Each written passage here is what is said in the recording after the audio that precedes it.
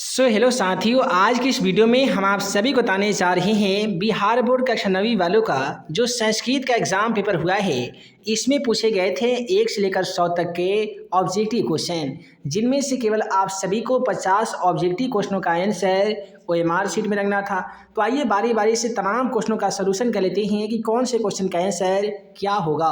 देखिए, सबसे पहला सवाल क्वेश्चन नंबर 1 में पूछा गया था कि यक्ष युधिष्ठिर संवाद पाठ के रचनाकार कौन है। तो क्वेश्चन नंबर 1 का सही जवाब ऑप्शन ए के साथ चला जाएगा महर्षि वेद व्यास। उसके बाद में अगला सवाल क्वेश्चन नंबर 2 को देख लीजिए। क्वेश्चन नंबर 2 कहता है संसार किससे ढका हुआ है। तो संसार जो है ये अज्ञानता से ढका हुआ है। उसके बाद में है कि ज्ञान क्या है। दोस्तों, ज्ञान को क्या कहते हैं तो आपके पाठ्य पुस्तक में बताया गया है तत्वार्थ संबोध को ही ज्ञान कहा जाता है। उसके बाद में हम बताए भी थे कि ई स्तुति पाठ से आपके एग्जाम पेपर में 100% क्वेश्चन आता है और आया भी है कि ई स्तुति पाठ किन 2 ग्रंथों से संकलित है। तो ये हो जाएगा उपनिषद और गीता, क्योंकि ई स्तुति जो पाठ है इसमें उपनिषद और गीता दोनों के श्लोक समाहित है।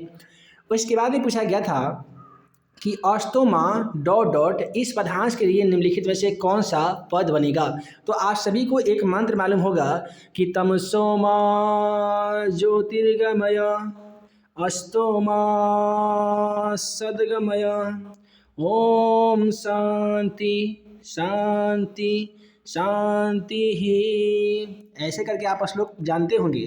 तो अस्तोमा सद्गमय यानी हे माता हमें सद्बुद्धि दीजिए। तो क्वेश्चन का राइट आंसर यहाँ पे ऑप्शन सी के साथ चला जाएगा। अगला सवाल कहता है कि वाणी किसके साथ लौटती है। तो यहाँ पे क्वेश्चन 6 का सही जवाब ऑप्शन बी के साथ चला जाएगा मन के साथ लौटती है। उसके बाद में कहता है कि गीता में किसके विचार हैं। तो आप सभी को मालूम होगा कि गीता में श्री कृष्ण के विचार सम्मिलित है। तो क्वेश्चन का राइट आंसर यहाँ पे ऑप्शन ए में दिया गया था। उसके बाद में है कि लोभ विष्ट चक्रधर पाठ पंचतंत्र में किस तंत्र से लिया गया है। तो यहाँ पे क्वेश्चन 8 का राइट आंसर ऑप्शन डी के साथ चला जाएगा अपरिचित कारक से। उसके बाद में कहता है कि पंचतंत्र कितने भागों में विभक्त है। देखिए, पंचतंत्र जो है ये पंचतंत्र का मतलब होता है 5 तंत्रों का समूह, और ये पंचतंत्र पूरे 5 भागों में विभक्त है।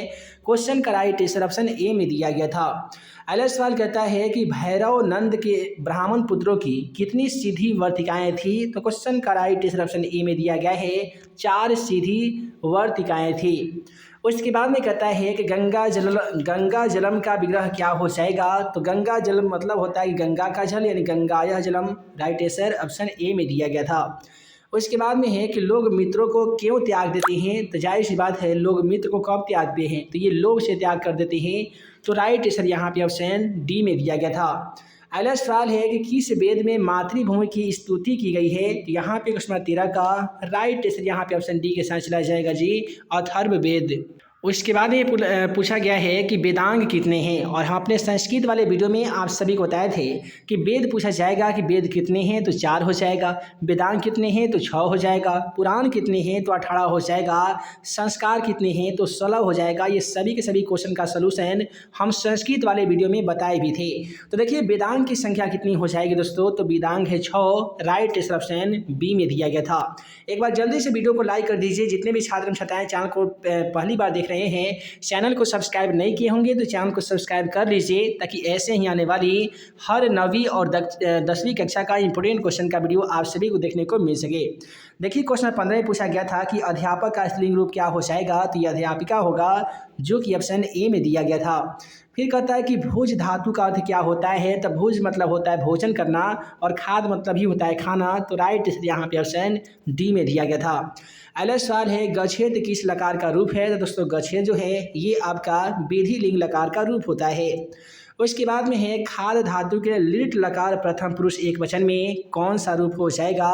देखिए, लट लकार में यदि चलिएगा ना तो उसमें आपका होता है इष्यतः इष्यति इष्यन्ति। तो यहाँ पे खाद में जब खादिष्यति लगेगा, जब खाद में इष्यति को लगाएंगे तो खादिष्यति होगा, जो कि ऑप्शन सी में दिया गया था। उसके बाद में है कि अजा में कौन सा स्त्री प्रत्यय है। तो देखिए, अज प्लस इसमें लगता है टाप। टाप में क्या होता है कि प और ट तो कट जाता है तो अजा बनता है। तो अजा में कौन सा स्त्री प्रत्यय होगा जी। तो टाप प्रत्यय होगा।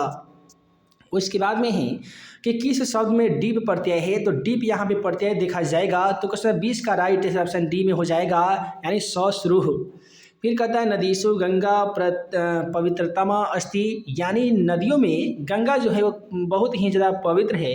तो इसमें जो किस शब्द विभक्ति किस सूत्र से हुई है, तो ये हुई है यथसच निर्धारणम। यहाँ पे एक वाक्य आता है ना जी कि कवियों में कालिदास श्रेष्ठ है, तो कैसे बनाते हैं, कविषु कालिदास श्रेष्ठ अस्ति, यानी कि उसमें 21 का राइट आंसर ऑप्शन डी के साथ चला जाएगा। चलिए अगला सवाल क्वेश्चन 22 पर बढ़े तो क्वेश्चन 22 कहता है कि पीब किस लकार का रूप है, तो दोस्तों पीब जो है ये लूट लकार का रूप हो जाएगा।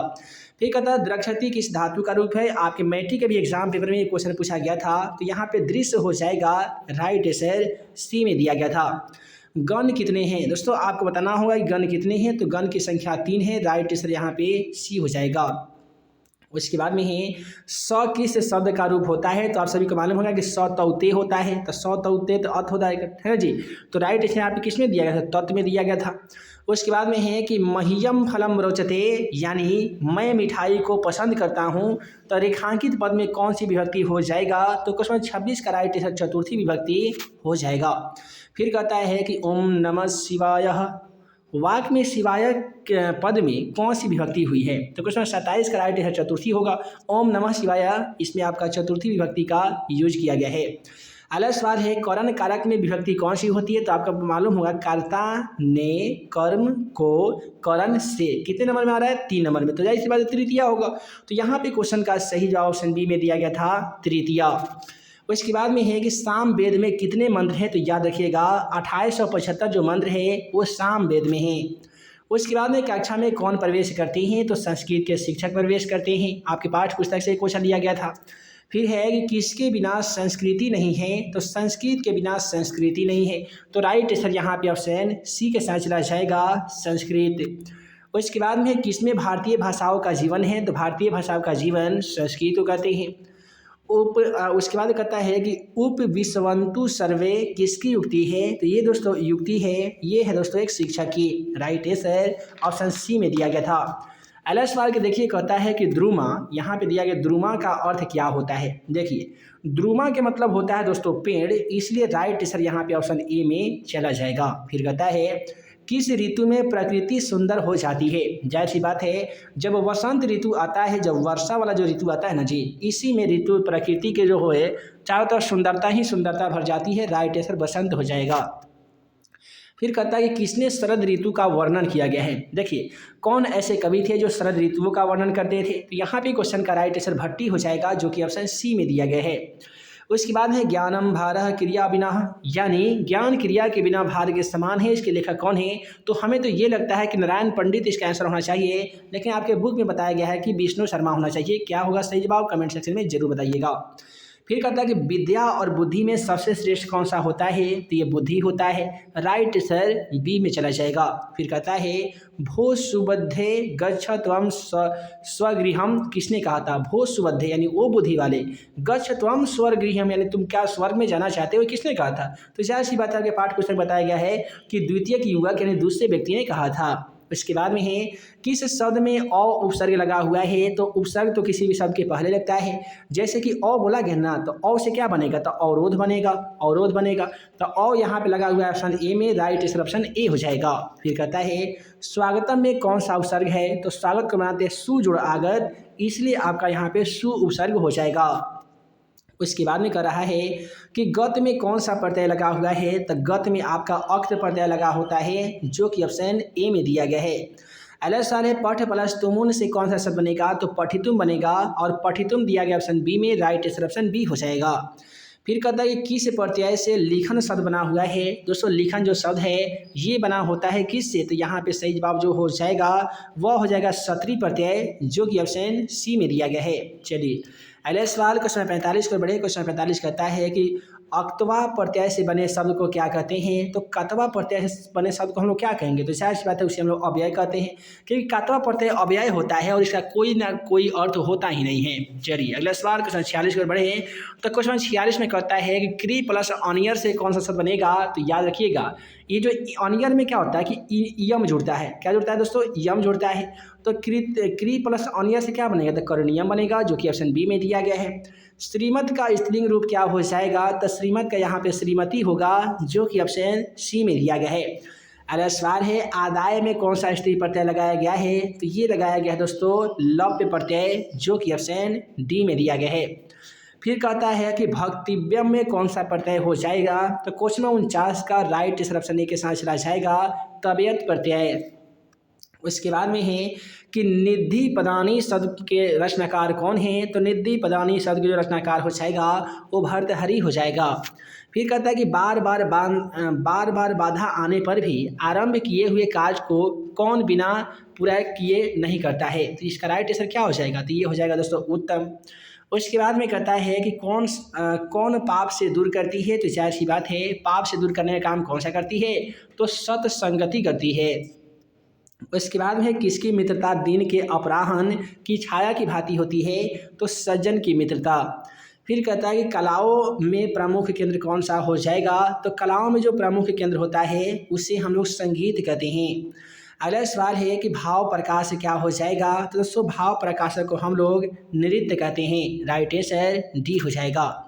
अगला सवाल है कि जट जनीन किस अंचल का प्रसिद्ध लोक नृत्य है, तो ये है दोस्तों मिथिला का नृत्य, राइट आंसर सी हो जाएगा।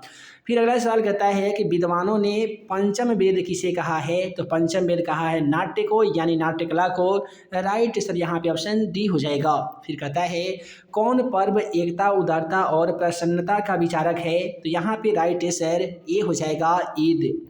फिर पूछा गया है कि किस अवसर पर दिए जाने वाले दान को ज़कात कहते हैं, तो आप सभी को मालूम होगा कि ईद में ज़कात दिए जाते हैं, यानी किसी भी गरीब व्यक्ति को दान दिया जाता है उसे ही ज़कात कहते हैं, तो राइट आंसर यहाँ पे ऑप्शन बी के साथ चला जाएगा ईद।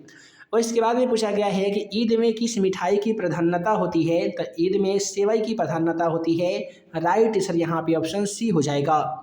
फिर कहता है कि मानव की आवश्यक अवस्थाएं कितनी हैं, तो आप सभी को मालूम होगा कि मानव की मूलभूत आवश्यकताएं 3 होती है, रोटी कपड़ा और मकान।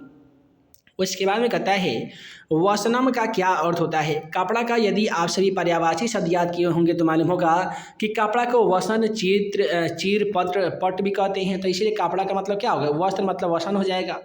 फिर कहता है कि पटना में तिरंगा कब फहराया गया था, तो ये 19 जून 1857 में फहराया गया था। अगला सवाल क्वेश्चन 64 को देखिए तो कहता है कि फतेह नारायण सिंह कहाँ के भूस्वामी थे, तो ये दोस्तों तिरुपुरम के थे, और यहाँ पे राइट आंसर गया हो जाएगा, क्योंकि गया में ही वो जगह है जहाँ पे फतेह नारायण सिंह का जन्म हुआ था। अगला सवाल कहता है वीर कुंवर सिंह ने कितने सैनिकों के साथ डरबन को पराजित किया था, तो लगभग 5 सैनिकों के साथ में वीर कुंवर सिंह जो 1857 ईस्वी के विद्रोह के सिपाही माने जाते हैं, उन्होंने 500 सैनिकों के साथ डरबन को पराजित किया था। अगला सवाल है कि जीवन में परिवर्तन किसका नियम है, तो जाहिर सी बात है जीवन में परिवर्तन होना ये प्रकृति का नियम होता है। अगला सवाल क्वेश्चन सेशन में पूछा गया है कि जीवन की कितनी अवस्थाएं हैं दोस्तों, तो जीवन की कुल 3 अवस्थाएं हैं, राइट आंसर ऑप्शन बी हो जाएगा। उसके बाद में है रास्ते को बाढ़ के पानी से डूबा हुआ देखकर विवेक और धनंजय क्या होते हैं, तो ये व्याकुल हो जाते हैं। उसके बाद में है किसने दुकान को रेल नीर खरीदा, तो रेल नीर किसने खरीदा था, विवेक खरीदा था, विषय या धनंजय या अध्यापक, तो ये खरीदा था दोस्तों धनंजय ने। उसके बाद गणतंत्र का पहला सूर्योदय कहाँ हुआ था, तो गणतंत्र का पहला सूर्योदय वैशाली में हुआ था। अगला सवाल वैशाली के दक्षिण भाग में कौन सा नदी है, तो क्वेश्चन 71 का राइट आंसर ऑप्शन बी हो जाएगा जी, गंगा नदी है। उसके बाद में क्वेश्चन कहता है किशोरावस्था में क्या अप्रिय लगने लगते हैं, तो किशोरावस्था में अप्रिय क्या लगेंगे, तो जाहिर सी बात है अनुशासन लगते हैं। अगला सवाल है विद्या प्लस आलय का सही संधि विच्छेद क्या हो जाएगा, तो विद्यालय हो जाएगा। उमेश का सही संधि विच्छेद क्या होगा जी, तो उमा जोड़ ईश होगा, जो कि ऑप्शन बी में दिया गया है। अगला सवाल क्वेश्चन नंबर 75 को देखिए तथैव में कौन सा संधि हो जाएगा, तो तथैव का बनाएंगे ना संधि विच्छेद, तो तथा जोड़ एवं होगा। यहाँ से आ मिल गया है, यहाँ से ई मिल गया है, यानी दोनों स्वर के मेल से ही विकार उत्पन्न हो रहा है। और आप सभी को मालूम होगा कि जब 2 स्वरों के मेल से जो विकार उत्पन्न होता है उसे स्वर संधि कहते हैं, तो राइट आंसर यहाँ पे ऑप्शन सी हो जाएगा। अगला सवाल कहता है कि कश्चित का सही संधि विच्छेद क्या हो जाएगा, तो यहाँ पे क्वेश्चन 76 का राइट आंसर ऑप्शन डी हो जाएगा, क जोड़ चित्र हो जाएगा। उसके बाद में जगन्नाथ का सही संधि विच्छेद क्या होगा जी, तो जगत जोड़ नाथ हो जाएगा, जो कि ऑप्शन सी में दिया गया था। उसके बाद में अगला सवाल क्वेश्चन नंबर 78 को देख लीजिए। क्वेश्चन नंबर 78 कहता है तयोरपी, यहाँ पे क्या क्या करा है दोस्तों, तयोरपी में कौन सा संधि है? तो तयोरपी में आपका विसर्ग संधि होगा। अ प्लस अ के मेल से कौन सा नया वर्ण बनेगा? तो देखिए अ प्लस अ जब दोनों को मिला देंगे तो जाहिर सी बात है आ बनेगा। तो आ दिया गया है ऑप्शन डी में, राइट आंसर ऑप्शन डी हो जाएगा। उसके बाद में कहता है यदा गीता नृत्यति तत्रैव द्विमापी नर्तिष्यामि वाक्य में कितने अव्यय पद हैं? तो देखिए यहाँ पे यदा है, उसके बाद तदा है, वाद्री है, मपी है। तो ये आपका कुल 4 इसमें अव्यय लगा हुआ है। राइट आंसर ऑप्शन डी हो जाएगा जी 4। अव्यय कौन सा शब्द होते हैं? तो दोस्तों अव्यय जो होते हैं अविकारी शब्द होते हैं जिसका कोई अर्थ ही नहीं होता है। संस्कृत में दीर्घ स्वर कितने होते हैं जी? तो संस्कृत में बताए जाते हैं कि दीर्घ स्वरों की संख्या 7 होती है। उसके बाद में कहता है कि किसने वैशाली में सत्य और अहिंसा का उपदेश दिया था? तो ये दिए थे भगवान महात्मा बुद्ध ने। उसके बाद में अस्तंभ का क्या अर्थ होता है? दोस्तों अस्तंभ का मतलब होता है खंभा। राइट आंसर ऑप्शन डी हो जाएगा। नगर में अधिक निर्मल पर्यावरण कहाँ पाई जाती है? तो ये गाँव में पाई जाती है। तो राइट आंसर यहाँ पे ऑप्शन ए हो जाएगा। फिर कहता है कि किशोरावस्था को क्या कहा जाता है? तो कौमारम कहा जाता है। यहाँ पे राइट आंसर ऑप्शन सी हो जाएगा कौमारम। उसके बाद है राजपुत्र में कौन सा समास है? राजपुत्र मतलब राज्ञा पुत्र यानी राजा का पुत्र, ये आपका तत्पुरुष समास होगा जो कि ऑप्शन ए में दिया गया था। उसके बाद में किस समासिक शब्द का प्रथम पद अव्यय होता है? तो देखिए जिस समासिक शब्द का पहला पद अव्यय होता है उसे हम लोग अव्ययी भाव समास करते हैं जो कि ऑप्शन डी में दिया गया है। उसके बाद में कह रहा है कि नौ धर्म, यानी नौ धर्म का मतलब क्या होता है? तो अधर्म होता है। राइट आंसर ऑप्शन डी में दिया गया था। किस समास का पहला पद विशेषण होता है? देखिए जिस समासिक शब्द का पहला पद विशेषण या विशेष हो उसे हम लोग कर्मधारय समास करते हैं। तो राइट आंसर यहाँ पे ऑप्शन ए हो जाएगा। इसके बाद में क्वेश्चन नंबर 91 में क्या कहता है त्रिफला में कौन सा समास हो जाएगा? देखिए त्रिफला मतलब होता है 3 फलों का समूह और 3 मिल गया तो ये आपका द्विगु समास हो जाएगा। फिर कहता है पाठस्य शाला का समस्त पद क्या हो जाएगा? तो ये पाठशाला होगा और पाठशाला यहाँ पे ऑप्शन सी में दिया गया है। राइट आंसर ऑप्शन सी हो जाएगा। वनिता शब्द का रूप किस शब्द के जैसा चलता है? तो ये लता शब्द के चलता है। उसके बाद में कहता है सुबंत प्रत्ययों की संख्या कितनी होती है? तो ये 9 होती है। सॉरी 9 नहीं बल्कि इसका 21 होती है ना जी। तो राइट आंसर यहाँ पे ऑप्शन सी हो जाएगा। चलिए अगला सवाल 95 नंबर क्वेश्चन कहता है कि ई के अंत होने वाले शब्द क्या कहते हैं? तो उसे इकारांत शब्द कहते हैं और इकारांत दिया गया ऑप्शन ए में। राइट आंसर ऑप्शन ए हो जाएगा। यदि बड़ी ई देता कि ई वाला क्या होगा तो ये बड़ी ई वाला इकारांत हो जाता। फिर कहता है कि देव शब्द के षष्ठी बहुवचन का रूप क्या हो जाएगा? तो देवायान हो जाएगा, है ना जी। राइट आंसर ऑप्शन डी में दिया गया था। उसके बाद में कहता है किस वाक्य में कर्मणि द्वितीया शूद्र से द्वितीया विभक्ति हुई है? तो देखिए कर्मणि द्वितीया शब्द से यहाँ पे कौन सा वाक्य है? तो श्याम पुस्तकम पठति यानी श्याम पुस्तक पढ़ता है। यही आपका क्वेश्चन का सही जवाब हो जाएगा। फिर कहता है कि कौन कारक क्रिया में संप्रदान से स्वतंत्र होता है? तो यहाँ पे क्वेश्चन 98 का राइट आंसर ऑप्शन डी हो जाएगा। कारक क्रिया से संप्रदान में स्वतंत्र होता है तो आपादान वाला होता है जिसका विभक्ति से होता है। फिर कहता है संस्कृत में कारक कितने होते हैं? संस्कृत में कारक 6 होते हैं और हिंदी में कितने होते हैं जी? 8 होते हैं। फिर कहता है कि श्री सरस्वती नमः, श्री सरस्वती नमः वाक्य में सरस्वती पद में कौन सी विभक्ति लगी हुई है? तो इसमें आपका चतुर्थी विभक्ति लगी हुई है। तो इस प्रकार से जो क्लास 9th वालों का एनुअल एग्जाम पेपर 2023 में संस्कृत का पेपर हुआ है उसमें दिए गए 1 से लेकर 100 तक के तमाम ऑब्जेक्टिव क्वेश्चनों का सलूशन आज के इस वीडियो में हम लोगों ने कर लिया है। आशा करते हैं कि आज के वीडियो आप सभी को पसंद आया हो। दोस्तों वीडियो पसंद आया हो तो वीडियो को लाइक कीजिएगा, अपने दोस्तों में शेयर कीजिएगा। चैनल पर नए होंगे तो हमारे इस YouTube channel math and magic tips को जरूर सब्सक्राइब कीजिएगा ताकि आपकी भी मैट्रिक एग्जाम 2024 की तैयारी बढ़िया से बढ़िया हो सके। तो मिलते हैं एक नए वीडियो में नए VVI क्वेश्चन के साथ। तब तक के लिए आप सभी को वीडियो देखने के लिए बहुत बहुत धन्यवाद।